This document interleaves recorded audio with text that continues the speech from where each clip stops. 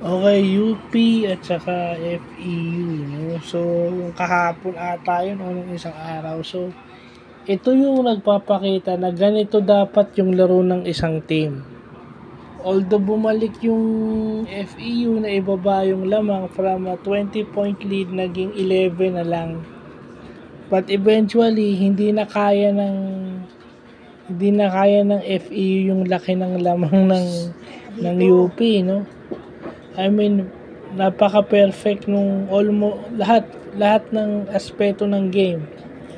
Dominated ng UP, rebounds, defense, half court execution, lahat. Pass break,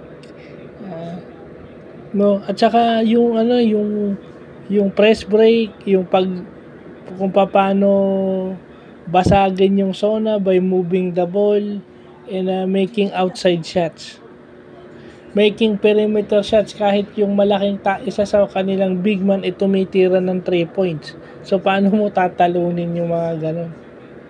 So back to the drawing board lagi sa FEU, dahil hindi ka mananalo kung parang ang lamya ng laro. Kung para sa akin lang naman, malamya yung laro ng FEU from the start. So, yun lang po.